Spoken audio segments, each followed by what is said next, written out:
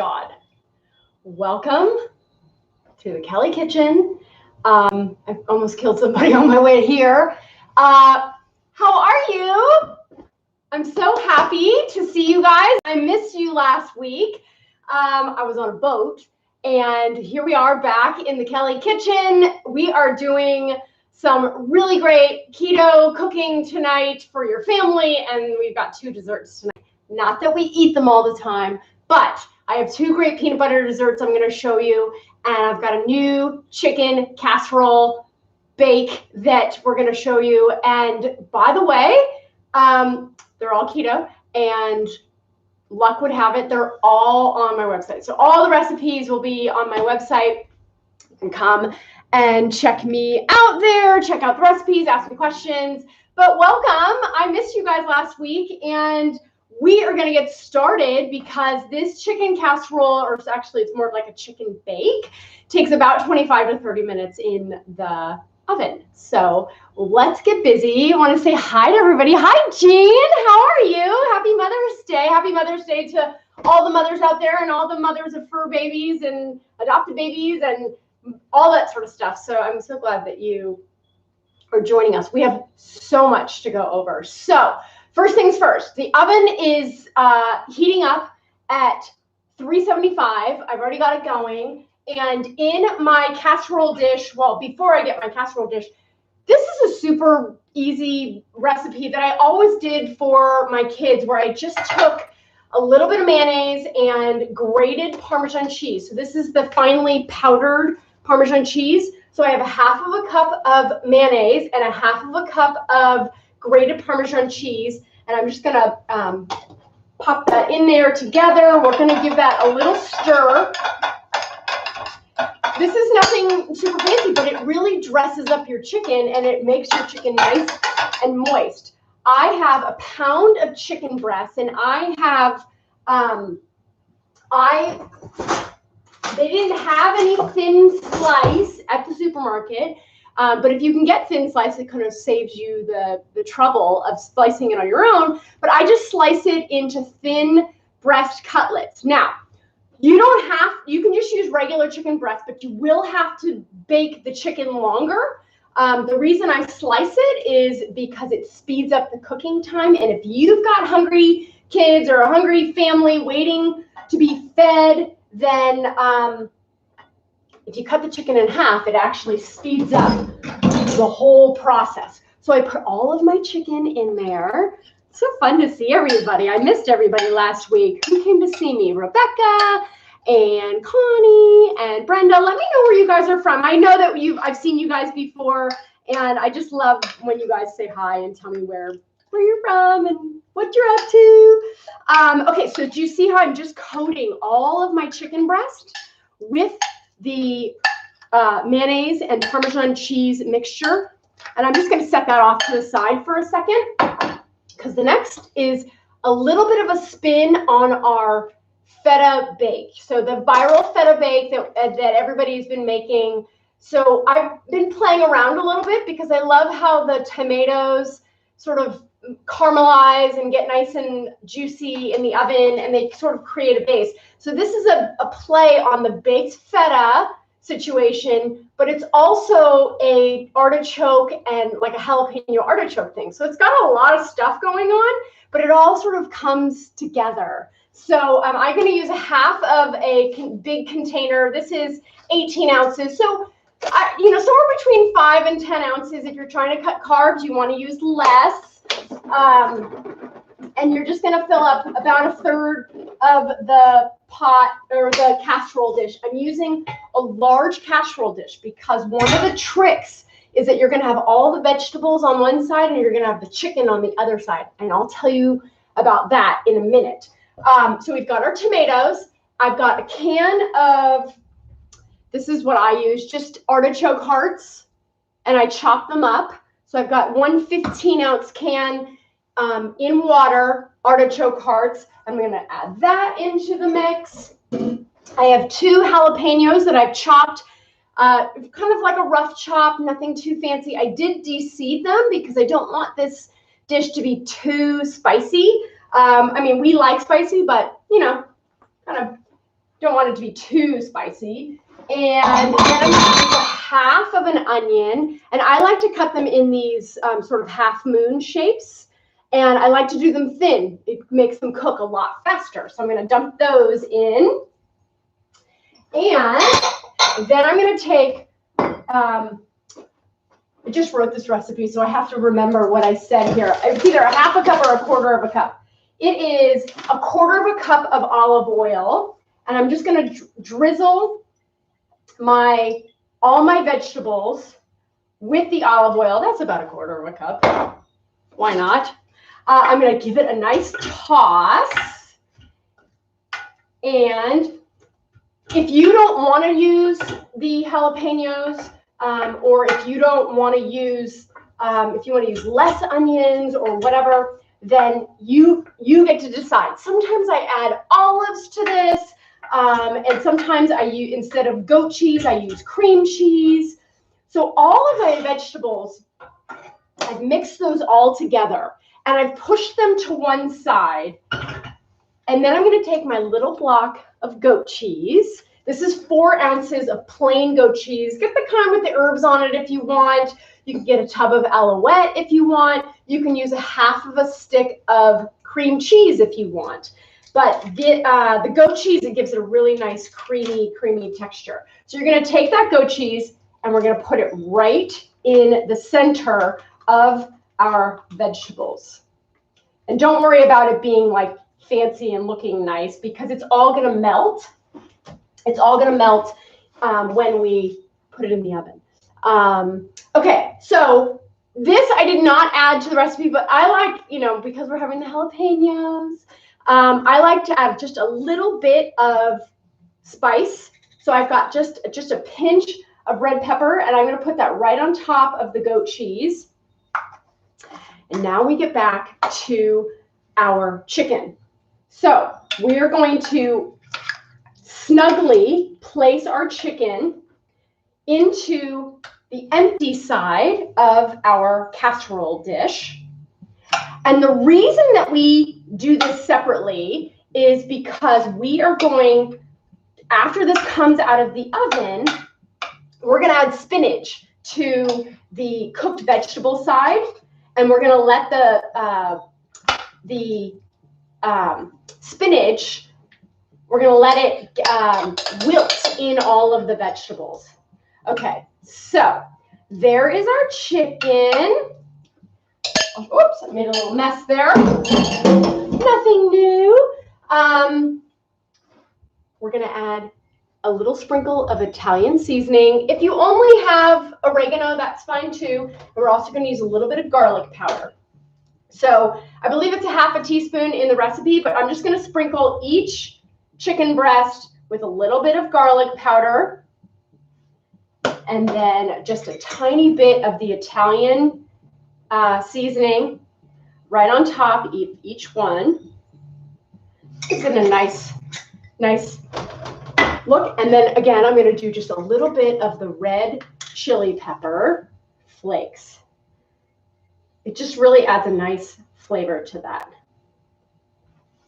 Then I'm going to give all of this just a little, where's my salt? I guess I put it away. What do you know? I'm going to just do a pinch of salt over the whole thing, right over the vegetables and right over my chicken. Gives it a really nice flavor. And this is ready to go into the oven. So I'm going to pop this in to my 375-degree oven. I'm going to do it for 25 minutes. And then there's another little step that we will do when that comes out of the oven. But when that comes out of the oven, we're going to add the baby spinach. And the baby spinach will wilt into the creamy baked tomatoes and the creamy goat cheese and all that sort of stuff. So on to our next thing. Before I get started, I wanted to share with you a few things, and I'll kind of pop in and out of a few things. I found this is not technically keto, okay? So Keto Police, hold your fire on me. However, we have always loved kombucha. When we get kombucha, the drink, and it's really good for your gut and it's got great probiotics, but most of the kombuchas that we have found have like 25 grams of sugar in them, and they're just or 25 grams of carbs in them. So they're just way too high in sugar. And we found, apparently this was on Shark Tank also, but we found these really cute sodas. It's a company called Poppy, and there's 4 grams carbs in this, 4 grams net carbs in this. But it is just sparkling water and apple cider vinegar and a little bit of lemon juice and strawberry juice in this one, and then a little bit of sugar and stevia. So only 4 grams for the whole thing and 15 calories. And this is a really light, refreshing drink. It's called Poppy, and we get these at Whole Foods, but I also ordered them on Amazon. So they are available online if you want to try something like this. Again, it's not technically keto, but if you're looking for something else to drink, this is 4 grams net carb for the whole thing, and I would consider this a treat. I would not consider this something that I drink all the time, but about once every 2 weeks, I will be on a walk and we'll pop into Whole Foods and I'll have one of these. So this is strawberry lemon, this is ginger lime, they have watermelon, they have orange crush, and they have raspberry rosé or raspberry rose. So anyways, check those out if you're interested in something that's low carb. It's not keto friendly. It's not keto. It is kind of keto friendly, but it's kind of an interesting option for us. Okay, I have other things to share with you, but we're going to get started on our peanut butter bars. So I have got 3/4 of this recipe is on my website. This is an older recipe. I haven't made these bars in so long, but I've decided to bring them back because they're so good. And maybe there's some new people here that haven't seen this recipe before. So this is called Keto Peanut Butter Bars, and it's on my website. So I have 3/4 of a cup of melted butter. My friend Amy Jo, I don't know if Amy's watching tonight, but she gave me this great measuring cup, and it's for wet, sticky things. And I have 3/4 of a cup of natural peanut butter. Do you see how nicely that flies right into my bowl there? I love that. And then we're going to use 2 cups of peanut butter powder. This is only powder, peanut butter powder. There's no sugar added to this. It's a defatted peanut, and then it's dehydrated into a powder. So we're going to use 2 cups of peanut butter powder. That's 1 cup, and that is 2 cups. We're also going to use 1/3 of a cup of Lakanto monk fruit sweetener. This is the blend of erythritol and stevia, and I use granular in this. You can use powder or granular, whichever is easier for you. And we're just going to pour that right in there. And then we'll do a teaspoon of vanilla extract. This is the really good stuff, and it's actually expensive, but it's lasted me quite a while. So I'm going to do 1 teaspoon of vanilla extract. And then I'm also going to add 10 drops of liquid stevia. And this just punches up the sweetness just a little bit. We don't need any more bulk of 2, 3, 4, 5, 6, 7, 8, 9, 10. Okay, sorry, I had to count. We don't need any more of the dryness of the dry erythritol. We need more of a wetness because we have the dryness from the peanut butter powder. And we're just going to give this all a nice mix. This is a no-bake dessert, and once we get this into our 8x8 or 9x9 pan, it will go into the refrigerator, and then we will pour a melted chocolate on top. And this will just cool in the next hour or 2, and then we will have peanut butter bars. They're really delicious, and they really taste like like Reese's peanut butter cups. I don't know if you guys have tried the the keto cups. I don't recommend them. I don't think that they taste very good, and I think that they are very expensive, overpriced. So this is what our peanut butter mixture is going to look like. It's pretty thick, and we've got a lined 8x8 or 9x9. I can't remember what this is. I think it's 9x9. But it's got to be lined like this. Now, this is very sticky peanut butter. So the first thing I'm going to do is I'm going to just transfer it into my lined parchment paper container here. Okay. So we're gonna make sure it all goes from the bowl into there. Then, because this is really sticky, you can either wet your hands with water or you can use a little bit of olive oil. I'm going to wet my hands with water, and I'm only going to use one hand because I have a Band-Aid on this hand. It's not cut or anything, but I don't want to get my Band-Aid dirty. But I'm just going to press my peanut butter bar into the bottom of my pan. I get my hand a little bit wet again. See, if I had two hands going, I would have been able to do it in one full swoop. So get it all the way there into the corners. And in the meantime, I've got 2 tablespoons of butter melting in the microwave.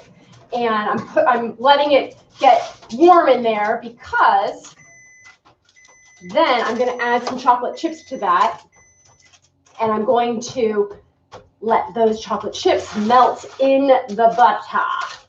Okay, so you might not like the finger marks in this, and if you don't, that's okay. You can use the bottom of, a container here to press it down and make it flat. Get it in all the way into the corners. So there is our peanut butter base. All right, I'm going to set that off to the side there for a second. We've got some hot melted butter coming out of, we've got some hot melted butter here. We are going to add, I got to look at my thing here. We're going to add 1/3 of this bag of chocolate chips. That's about 1/2 cup. Whew. And these are Lily's semi-sweet baking chips. Can you see that? Lily's semi-sweet baking chips. And here is my 1/2 cup. We're going to just put those in there. And we're going to let those melt into the butter. We'll give them a little toss. We're going to let that sit for just a minute because we're going to put that on top of our peanut butter bars in a second. Let me give my hand a little wash. And while I'm heating this next thing up, so the next thing we're going to make is one of our favorite things that I haven't made since last summer, and that is our peanut butter and chocolate fudge bars. Popsicles, sorry. Peanut butter and chocolate popsicles. And they're actually a huge favorite and super easy to make. So we're gonna make those. I haven't made them in about a year. In my pot here, I have some Lakanto monk fruit sweetener. This is 1/3 cup of the granular monk fruit sweetener, and it can be granular because we're gonna heat it over and it's gonna melt in there. And then I've got 1/3 cup of Hershey's cocoa powder, just plain old Hershey's cocoa powder. This is found at every supermarket. And then we are going to add 1 cup of unsweetened almond milk. I haven't turned the heat on yet. You could if you wanted to. I just wanted to sort of get things going here. And then I'm going to add 1 cup of heavy cream as well. So we'll put that, 1 cup of heavy cream. There we go. So let's get the the stove started, and we are going to just take a whisk, and we need to make sure that we get all of the chunks, the lumps of the chocolate mixed in here. So then we've got your almond milk, your sweetener, and your chocolate, and you're going to add 1 cup of heavy cream. I love this dessert because I think it's about 3 grams net carb, which is about what one of the peanut butter bars is that we're going to do over here. The difference is that this one takes a lot longer to eat, so you really feel like you get a satisfying long time to eat this dessert, and it's really delicious. So we're going to just give it a nice whisk and make sure that we get all of the lumps of the chocolate. Get those all out of there. And we're going to let that heat up to just a simmer, just to get the sweetener and the chocolate to melt into our liquids there. So just going to let that heat up for a sec. Move this off to the side. I have popsicle molds, and I have a lot of popsicle molds, but actually sometimes we prefer to do this dessert in Dixie cups. So I'm going to put out, I think 6 to 8 Dixie cups. How many does this make? This says it makes 8, so I'm going to put 10 out just in case. And this is Peter's favorite dessert, so we will be filling up the freezer so that he can have a chance to have some desserts for later. Okay, so that is heating up. And in the meantime, put this off to the side. We are going to take our peanut butter. So I have just regular Laura Scudder's all natural peanut butter. And we're just going to add a little bit of peanut butter to each cup. And there's nothing extraordinary about this at all. You just add maybe like a teaspoon. There's no rhyme or reason. It's kind of fun to get a little bit of peanut butter in each bite that you take of your popsicle. Kind of like a swirl. And it's kind of messy the way that I'm doing this, but that's okay. That's fine. Again, the recipes are on my website, The Kellie Kitchen. If you're just joining me tonight, I'd love to have you join our Facebook group. We've got a couple Facebook groups. One is called Low Carb Work Lunches and Snacks. And then I have another one that's called Low Carb Dinners and Desserts. So join me at either of those. I post meal plans and recipes. I try to all the time. Sometimes I get a little overwhelmed and I don't get to it, but I love the chatter. I love the questions, and I love to help out as much as I can with everything you guys need help with. So I've got maybe like a teaspoon in each one of these cups. And there is, I'll show you what this looks like. So you can see I got about 10 of those in here. I don't know if I'll actually use all of these, but see how I just put a little bit of peanut butter in each one of these cups? Just a little, just for the taste of it. Doesn't have to be perfect or any of that sort of stuff. So then my chocolate mixture is fully mixed. Now, I like to put this in a pourable container, so that it's easy to get into my popsicle molds. Be careful, this is hot. Put that in there, get this out of the way, and then each one of these, oh shoot, it just made a huge mess. Yikes! See, that's why, okay. This is a new measuring cup. I don't really like the way it pours. I think I like the other ones a little bit better. Don't burn yourself. Oh, geez. All right, that's getting a little bit better. Maybe I just had it a little overfilled. Yikes. Well, that's going to be a mess in the freezer. Uh-oh. Well, it is what it is. Okay, almost done here. If you don't want to do the peanut butter, then this recipe probably makes even more. But right now we've got almost 10 popsicles. I would have 10 full popsicles, but I spilled half of one right there on the tray. Yikes! That's a messy mess. Go figure. Kelly's making a mess in the kitchen. Yikes. Well, the good news is that I have my own personal cleaner that comes in here after me and does all of my cleanup for me. Right, Peter?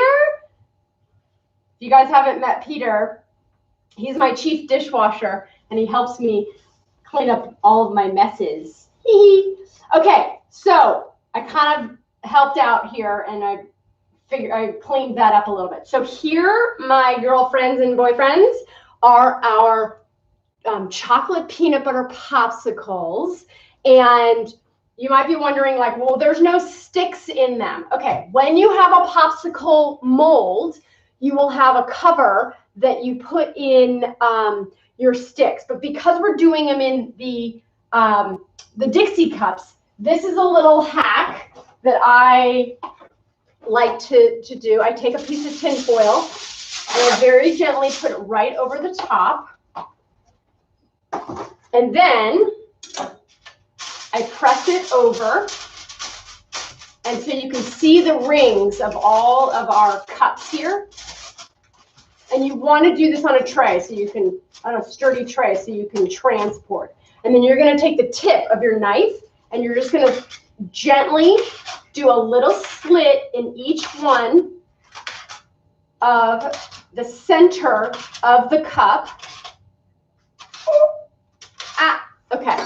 Then you can get these popsicle sticks off Amazon. You can get them in the craft store. You can get them at CVS in the craft section.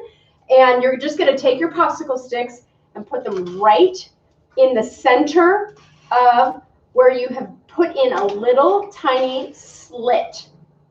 Right in the middle. Boom, boom,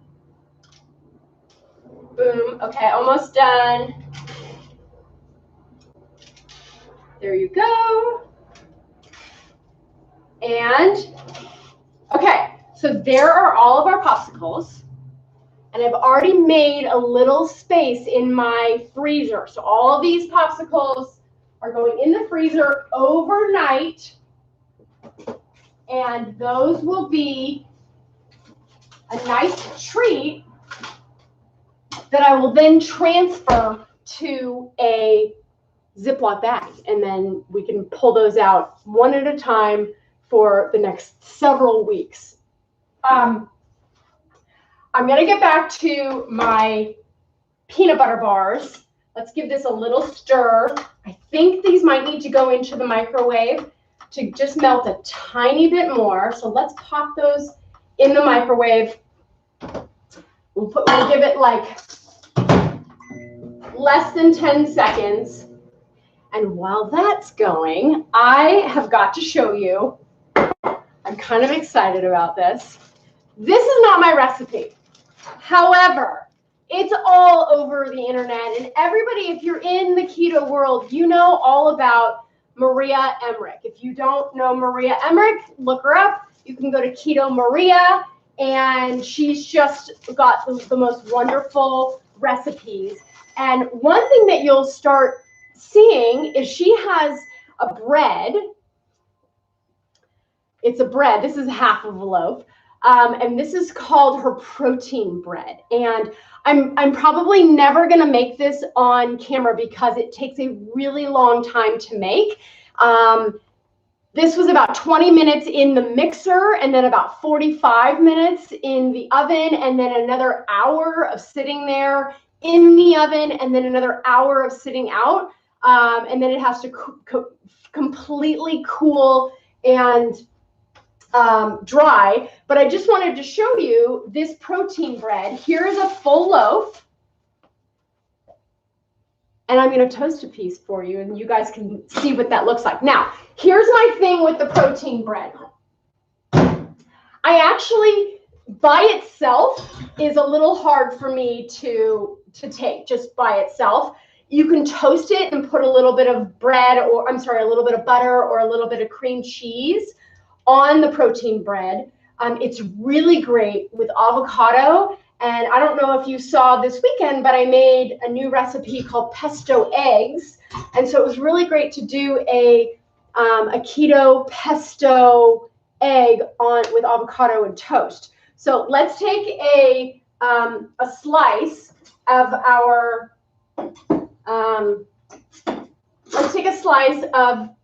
protein bread. We'll get back to the peanut butter bars in a second. We're going to take a slice of our protein bread. It's pretty soft. And we're going to put this in the toaster oven so you guys can see what it looks like toasted. Now, this would be really great. You can get the recipe at Keto Maria. It is called her protein bread. If you follow the YouTube that she just made recently of her and her cute sons making this, it was actually a really great tutorial. But here are our 2 slices of Maria's protein bread. It is made with egg whites and egg white powder, protein powder. I'm going to talk about that in a sec. Let's put this in the toaster. We'll see what that looks like when it comes out. So this is pure egg white protein, and it's a lot of protein powder. So if you can't do dairy or nuts and you wanted to have a protein shake, you could use this egg white protein powder. And I just got this online. It's called Naked Egg.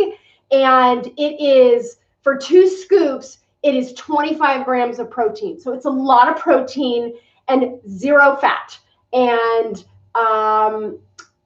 2 carbs for 2 scoops of this. So this and the egg whites in the green carton, that's what I use to make this bread.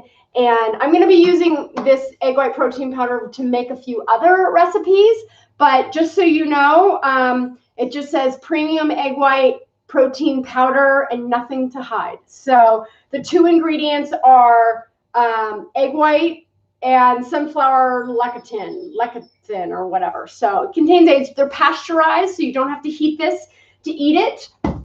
And that's just kind of an interesting, fun thing to add to your pantry. Now, I made this protein bread on Friday, I think, or maybe it was on Thursday. I'm not sure, but it has stayed fresh, just in a Ziploc bag on my counter. I didn't want to put it in the fridge because I didn't want it to get soggy, and I loosely covered it and made sure it was sealed, but not 100% sealed. And so we'll have that. It's very low calorie and it's very high protein.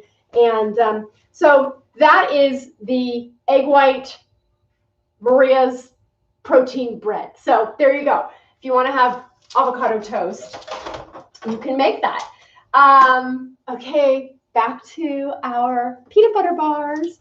So our peanut butter has been pressed all the way into the bottom of our pan here. And then we have our chocolate that's been melted with butter. Okay. And we're just going to pour that all over the top. This is a very thin layer of chocolate. And we will put that in there. And then we will very gently spread the chocolate all over. Actually, you can kind of pour it. Oh, that's our chicken. Okay, let me finish this peanut butter stuff for a second. Let's focus. My goodness. This is so beautiful. I can't wait to take new pictures of this. Wow. Okay, so I don't even really have to smear it with my spatula. I'm just pouring the chocolate so that it gets every corner of my peanut butter covered. And then I'm going to put this in the fridge for like maybe an hour or two, and then I'll be able to take this out, and it's beautiful protein bars. Yum, yum, yum. Okay. There's our peanut butter bars. Oh my gosh, this is so fun. Oh my God, I have too much stuff going on because our toast just came out. So first, let me pull out our artichoke bake because I have, oh, so excited. Okay, so this is what it looks like when it comes out of the oven. We're not actually done yet. It's only been in there for about 25 minutes. We're going to close our oven, and we are going to turn the oven to broil. We're going to take our spinach, and the recipe calls for about 5 ounces. I just do, a couple handfuls. I'm going to take a heavy wooden spoon, and I'm going to mix and mash all of the goat cheese into the tomatoes are nice and roasted, and we're going to mix that all together. Ah, that looks pretty amazing. Let me lift this up a little bit. We'll get a lot of those juices from the chicken going in there. Now I turned it on broil because we are going to mix and mash our spinach into our mixture over here. And this is the greatest thing about the spinach, is that it wilts and cooks into, let's mix this up. It cooks and wilts into the hot, cheesy tomato mixture. Of course, I'm making a mess here. Sorry. We'll do one more handful of the spinach because the spinach really, really wilts down. And the spinach is, that's like the really nutrient-dense, good stuff here. Okay, one more handful of our spinach. There we go. Mix and mash. And make sure that you cover the spinach because we're going to pop this back into the oven. And we're going to let it go for about 3 more minutes and get it nice and toasty and get the chicken nice and brown on top. There we go. Okay. So now our spinach mixture is into the cheese mixture, and I'm going to put it back in the oven for just 2 minutes. Give it a nice brown on top. And then dinner will be ready. We're going to have a salad with that. 2 more things I wanted to share with you. I'm not sure if I've talked about this before, but this is something, a lot of us, when you go low carb and keto, you need to supplement with magnesium and with electrolytes. And this is an electrolyte drink mix. It's called Ultima. I don't know if you can see that, Ultima. And it's sweetened with stevia, and they have a couple of flavors. I get this at CVS. If you have a hard time finding it at CVS, you can get it online, Amazon. But I really like this. I like the strawberry lemonade flavor, and then this is the berry flavor. I don't have these all the time, but when I want a little bit of variety in my water, I'll have this. If I'm a little low on magnesium, and the way that I know that is either I'm not sleeping as well as I usually am, or I'm having issues in the bathroom, you need to have some magnesium. So don't forget, you can have something like this. 1 more minute on our chicken, and then it will be ready. Okay, the last thing I'm going to talk about is this past week I tried something new, and one of my clients was interested in trying the protein-sparing modified fast, and you can find out a lot about it at Maria Emmerich's website, which is one of the reasons why I made the bread, because it's all protein. But I tried the protein-sparing modified fast. That's PSMF, and it is a little bit higher protein, low fat, and 0 carbs. And one of the things that helped me through was a 0 carb beef jerky. And this brand has 0 sugar. And it's actually really, really tasty. And I can't even really taste the difference between this and other brands. But you can find this brand online, or you can find it at your local supermarket. Oh, yay! Oh my God, this is so beautiful. Okay. Now, let's turn this off. And we're going to give this a nice toss. So, you guys, if I pick this up, it might be a little bit too hot for me, but I'm going to see if I can show you. So here is our dinner.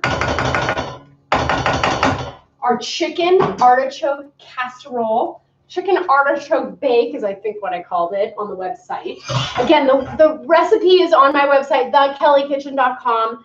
But dinner on the table. This is our chicken artichoke bake, and it is a jalapeno artichoke dish. It is 1 pound of chicken, so that could be easily for 3 to 4 people, 3 people, or 2 adults and 2 little ones. But there is your dinner from the Kellie Kitchen. So thank you for watching. Let me know if you guys have any questions. Let's see if anybody asked any questions. I was so busy, I didn't even look. It's so great to see everybody. I took a little break last week because I was on a boat in the middle of the thing. So I'm back. And I will see you again next week. And we're going to make more fun, low-carb keto stuff. So thanks for watching. And like, subscribe, share, do all that stuff to get the word out that, eating keto and low-carb is easy to do and delicious. And you get to lose weight and have fun and come and see me in the Kellie Kitchen. All right. I'll see you guys later. Bye.